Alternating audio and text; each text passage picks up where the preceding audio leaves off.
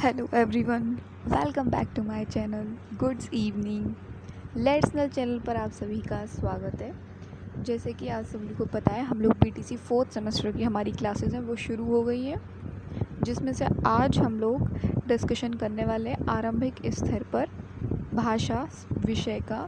Class third आप लोगों की स्टार्ट होगी। फर्स्ट क्लास में हम लोगों ने सिलेबस के बारे में डिस्कशन कर लिया था कि फोर्थ सेमेस्टर में आरंभिक स्तर पर भाषा में हम लोगों को क्या क्या चीज़ें पढ़नी है।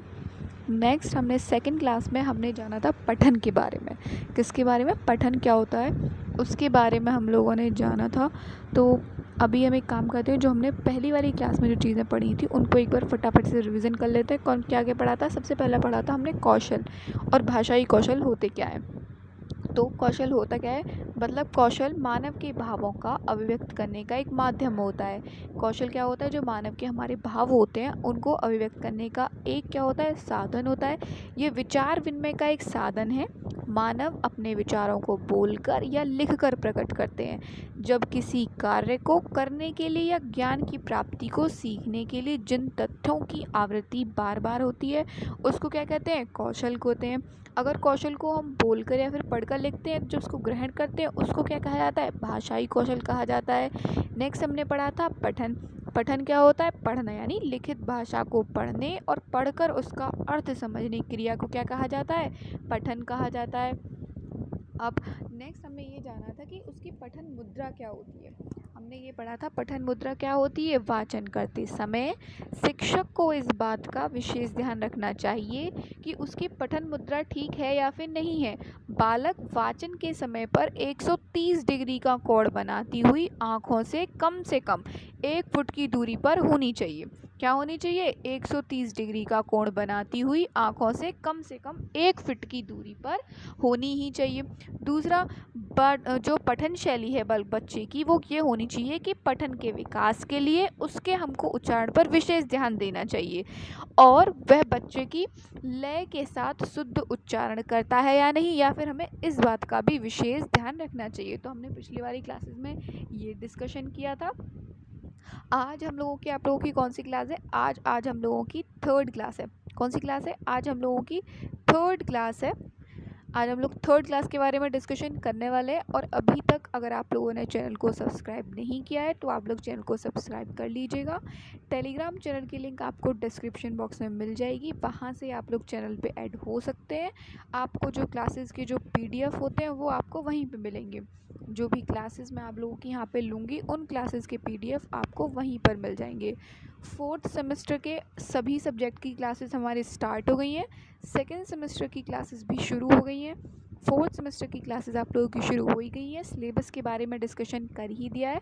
और आज हम लोग आरंभिक स्तर पर भाषा की क्लास थर्ड है हमारी, उसके बारे में डिस्कशन करने वाले हैं। कल तक हम लोगों ने कहाँ तक पढ़ा था? हमने यहाँ तक इसका कंप्लीट कर लिया था। वह शब्दों के लय के साथ शुद्ध उच्चारण करता है या नहीं, इसका ध्यान रखना आवश्यक होता है। आज नेक्स्ट टॉपिक है, आज जो हम पढ़ने वाले हैं वो है हमारा पठन के प्रकार। क्या पढ़ेंगे? आज हम लोग जो पढ़ने वाले हैं वो पढ़ने वाले हैं पठन के प्रकार कौन कौन से होते हैं। पठन के हमारे कितने प्रकार होते हैं? पठन के 4 प्रकार होते हैं। वैसे पठन का जो प्रकार होता है, एक सस्वर पठन भी इसी के अंदर आता है। सस्वर पठन के बारे में हम लोग देखो जानते हैं। जो सस्वर पठन होता है, सस्वर पठन,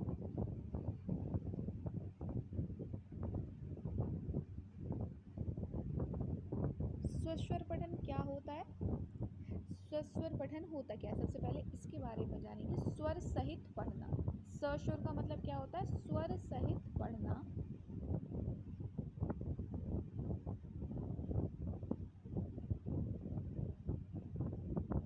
स्वर सहित पढ़ना ही आपका क्या कहलाता है? स्वस्वर पठन कहलाता है। क्या कहलाता है? स्वस्वर पठन कहलाता है।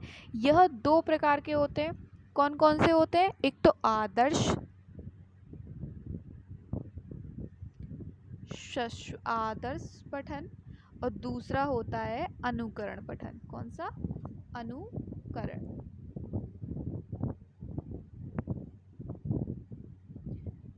आदर्श शिक्षण पठन जो होता है उसके अंतर्गत क्या होता है कि आदर्श शिक्षण पठन के अंदर बालक खुद से सीखता है। क्या करता है? बालक खुद से सीखता है। और अनुकर पठन में क्या होता है, शिक्षक जो सिखाता है, शिक्षक द्वारा बालकों को क्या दी जाती है, शिक्षा दी जाती है। शिक्षक जो जो बोलते हैं बालक उसी को सीखते हैं। स्वस्वर पठन और आदर्श पठन में ये अंतर होता है। नेक्स्ट, अब हम लोग नेक्स्ट अपना टॉपिक पढ़ने वाले हैं, पठन के प्रकार। पठन के प्रकार हमारे कौन कौन से होते हैं, मुद्रा भाव पठन, दृश्य पठन, अभिनय पठन और चित्र पठन। पठन के कितने प्रकार हैं, पठन के होते हैं हमारे 4 प्रकार। कौन कौन से, मुद्रा भाव पठन, दृश्य पठन, अभिनय पठन और चित्र पठन। सबसे पहले नेक्स्ट पढ़ेंगे मुद्रा भाव पठन। मुद्रा भाव पठन क्या होता है, शिक्षक बच्चों को उनकी भाषा की पुस्तक से मुद्रा भाव पठन कराते हैं। शिक्षक यानी अगर जो शिक्षक होता है कक्षा में बच्चों को जो उनकी हमारी पुस्तक है उनके पुस्तकों के द्वारा जो उनको पढ़ाया जाता है, यानी देखकर जो उसमें जो लिखा हुआ है उसको जो पढ़ाते हैं वो क्या कहलाता है, मुद्रा पठन कहलाता है। क्या कहलाता है, मुद्रा भाव पठन कहलाता है। नेक्स्ट, दृश्य पठन, विभिन्न दृश्य दिखाकर उनसे सवाल करना। दृश्य पठन का क्या होता है, दृश्य पठन का अर्थ होता है बच्चों को तरह तरह के हमने दृश्य दिखाए। क्या किया, जब क्लासेस में जब बच्चों की आपने देखा हो कोई कहानी के हम चित्र दिखाकर बालकों को क्या कहते हैं, शिक्षण कराते हैं। चित्र दिखाया कि खरगोश, एक कहानी, एक बिल्ली का और एक कछुए का, उनको चित्र दिखाया और चित्रों के जरिए उनको क्या किया गया, उनको कहानियाँ सुनाई गई। क्या की गई, कहानी जो है सुनाई गई, उनको पढ़ाया गया, तो उसको क्या कहते हैं, उसको दृश्य पठन कहा जाता है। थर्ड है हमारा अभिनय पठन। थर्ड कौन सा होता है, हमारा होता है अभिनय पठन। अभिनय में बालक की विशेष रुचि होती है। अभिनय में क्या होती है, बालक की विशेष रुचि। अभिनय मतलब होता है नकल करना किसी का, यानी जो कोई दूसरा कर रहा है उसका खुद में एकदम ढालना। वे अपने परिवेश से देखकर, सुनकर, हंसने, रोने, बोली बोलने, नकल करने का अभिनय करते हैं और प्रत्येक अभिनय के अर्थ के साथ भाव ग्रहण करते हैं। अभिनय पठन का अर्थ मतलब ये होता है कि हम अपने क्या करते हैं, हमारे परिवेश यानी हमारे जो आसपास का माहौल है उससे देखकर हम बहुत सारी चीज़ें सीखते हैं। हंसना, रोना, बोली बोलना, एक दूसरे की नकल करना, तरह तरह की आवाज़ें निकालना, कुत्ते बिल्ली इन सब की आवाज़ें निकालना, इस तरीके से अभिनय कर रहा है ये। इससे क्या होते हैं के साथ हम क्या करते हैं, अपने इसके साथ नकल करने का अभिनय करते हैं और इनसे क्या करते हैं, सीखते हैं। प्रत्येक अभिनय के अर्थ के साथ भाव ग्रहण करते रहते हैं। फोर्थ होता है चित्र पठन। चित्रों के माध्यम से पढ़ाना। बालक को क्या करना है, तरह तरह के अलग अलग प्रकारों के उसको चित्र दिखाना और उनके जरिए क्या करना, बालकों को पढ़ाना। नेक्स्ट अब हम जानेंगे पठन की आवश्यकता क्यों होती है, यानी पठन की आवश्यकता क्या है। पठन की आवश्यकता है बेझिझक अपनी बात को कहने के लिए। यानी बालकों को पठन की आवश्यकता क्यों होती है, क्योंकि बच्चा अपनी बात को जो भी उसके मन में है, उसके जो भाव हैं उनको वो दूसरे के सामने प्रकट कर पाए। हम क्यों बच्चों को पढ़ाया सिखाया, ताकि वो चुप ना रहें, उनके जो मन में जो उनकी भावनाएं हैं उनको दूसरे के सामने क्या कर सके, वो व्यक्त कर सके, अपनी भावना दूसरे के सामने क्या कर सके, प्रकट कर सके।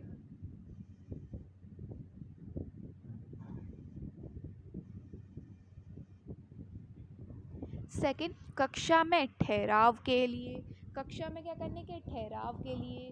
थर्ड, कल्पना में चिंतन शक्ति का विकास करने के लिए। बालकों की क्या होती है, कल्पना शक्ति है ना, उसका विकास करने के लिए पठन की आवश्यकता होती है। आत्मविश्वास को बढ़ाने के लिए, समझ को विकसित करने के लिए, आत्मविश्वास को बढ़ाने के लिए, अर्थ व भाव ग्रहण करने हेतु।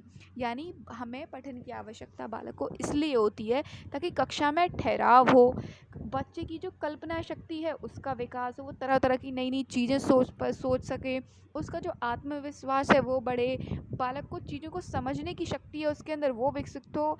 अर्थ, बालक को अगर कोई भी चीज़ दिखाई देती है या फिर कुछ चीज़ है उसको उसका वह अर्थ समझे, उसके ज़रिए अपने भाव को ग्रहण करे। पाठ्य पुस्तक से बच्चे का जुड़ाव महसूस हो। पठन क्षमता का विकास के लिए, अभिव्यक्ति क्षमता के विकास हेतु, ज्ञान को अर्जन करने के लिए, समाज में उपयोगिता, मनोरंजन में सहायक, समाचारों को जानने के लिए सहायक। पठन की आवश्यकता विभिन्न विभिन्न तरीकों से होती है। पठन क्षमता के विकास के लिए, अभिव्यक्ति की क्षमता विकास हेतु, ज्ञान को अर्जन करने के लिए, समाज में उपयोगिता के लिए। मनोरंजन में सहायक होता है पठन की आवश्यकता समाचार पत्रों को जानने के लिए सहायक। अगर बच्चे को पढ़ना नहीं आएगा, ना तो वह अपने एक दूसरे से अपनी भाव जो उसके मन में बातें चल रही हैं, ना तो वो उनको कह पाएगा।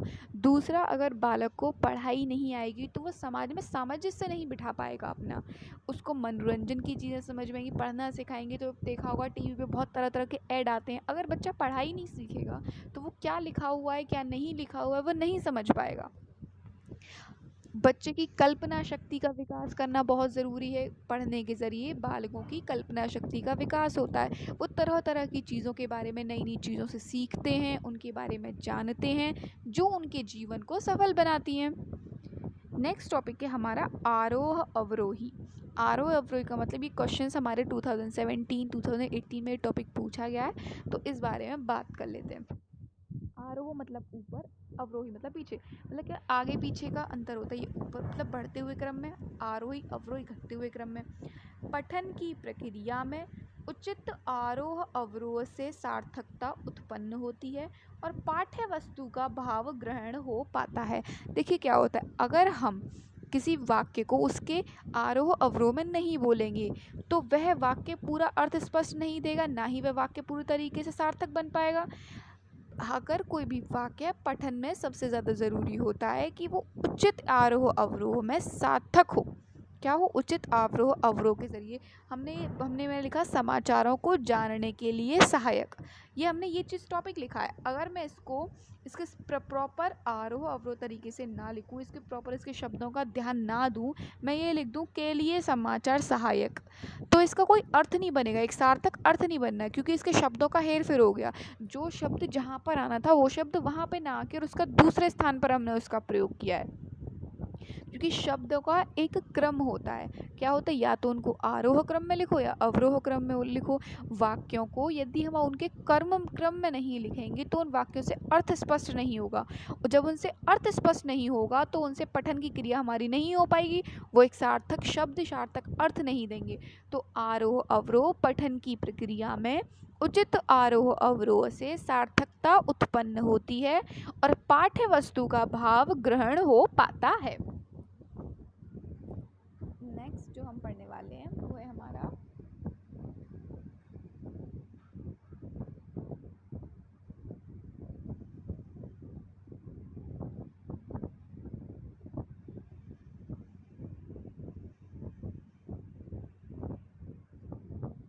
पठन के समय ध्यान रखने योग्य बातें कौन कौन सी होती है। यानी पढ़ाई करते समय हमको किन किन बातों का जो है विशेष ध्यान रखना चाहिए।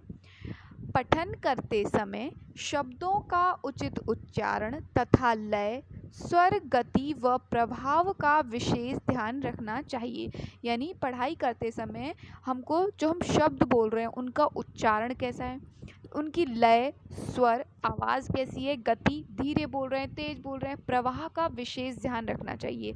अगर पढ़ाई करते समय अगर हम ना तो उचित शुद्ध उच्चारण करेंगे, लय, स्वर, गति के साथ अगर हम उसको नहीं बोलेंगे तो उससे कोई अर्थ नहीं हो पाता, वो वाक्य नहीं हो पाता, बन नहीं पाता है। इसलिए हमें इन किन बातों का ध्यान रखना चाहिए।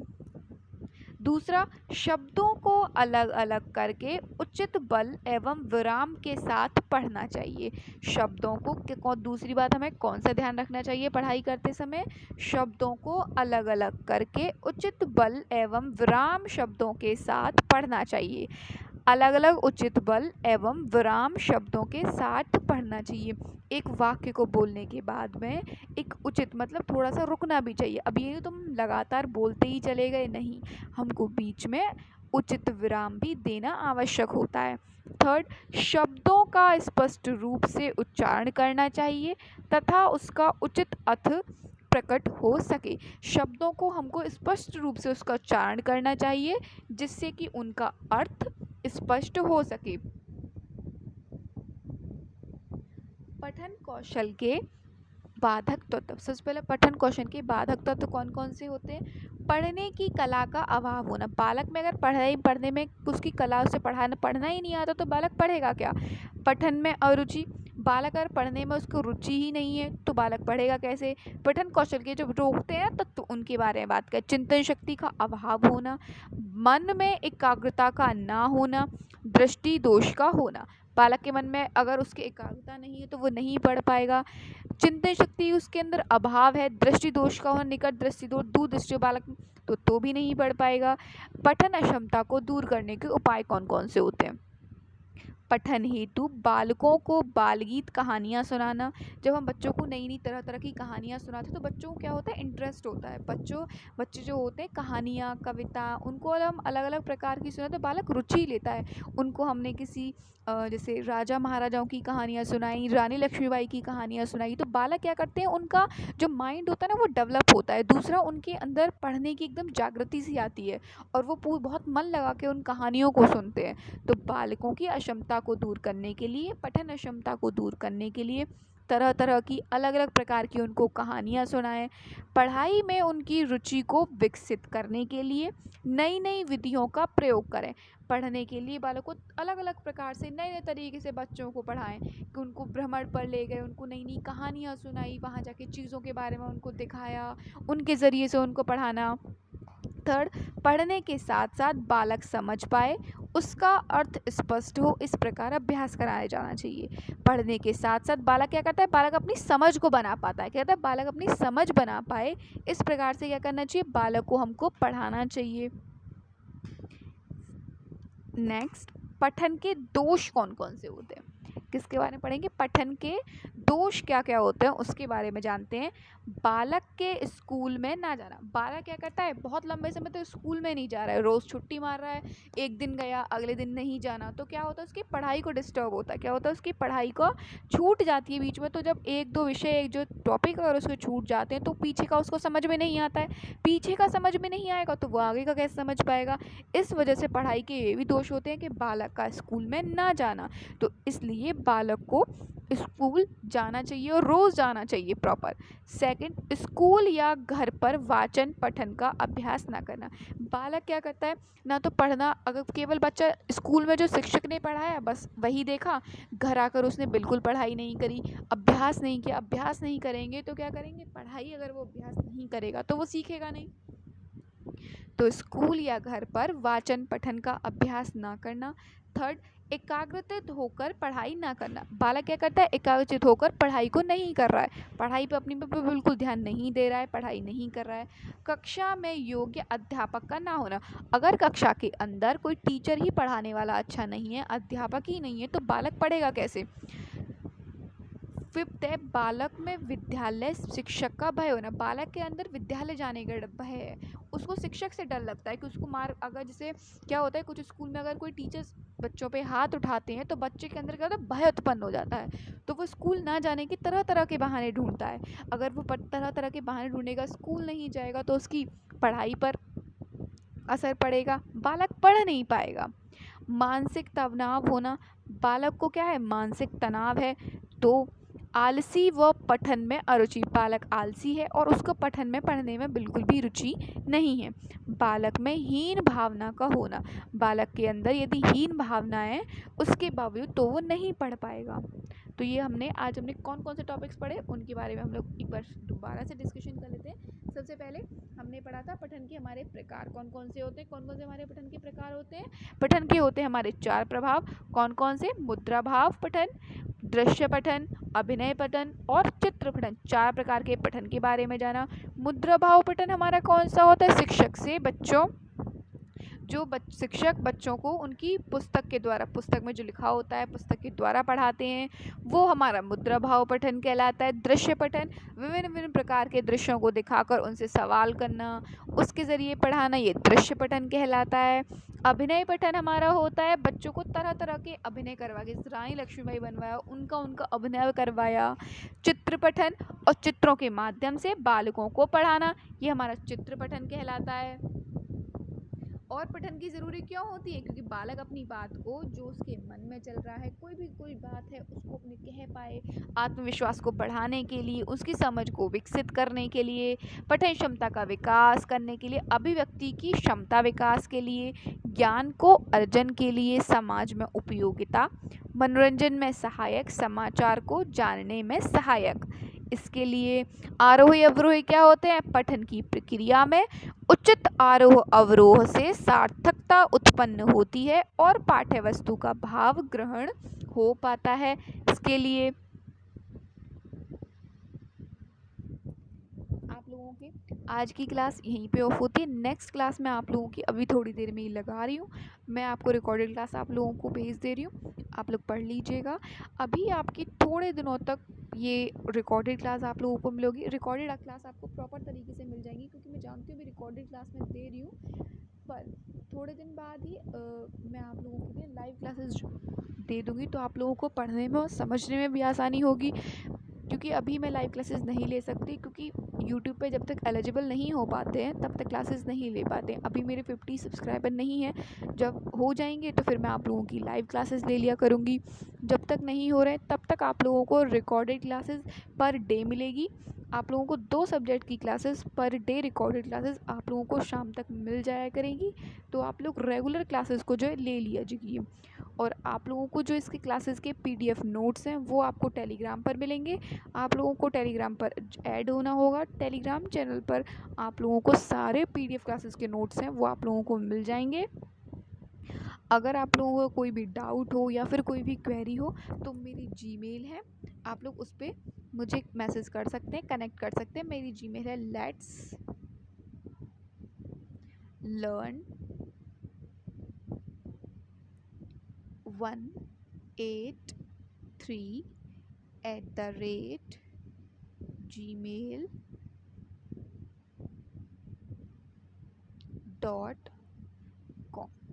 आपको कोई भी डाउट हो या फिर कोई भी क्वेश्चंस आपको पूछने हो तो आप लोग मुझे यहाँ पर मैसेज कर सकते हैं। मैं आपके प्रॉपर मैसेज का आपको रिप्लाई दूंगी। और अगर आप लोग अभी तक टेलीग्राम चैनल पर ज्वाइन नहीं हुए हैं तो आप लोग वहाँ पर ज्वाइन हो जाइएगा। और अगर आपको क्लासेस थोड़ी भी पसंद आती है, आपको समझ में आता है, तो आप लोग अपने फ्रेंड्स को शेयर कर सकते हैं और चैनल को सब्सक्राइब कर सकते हैं।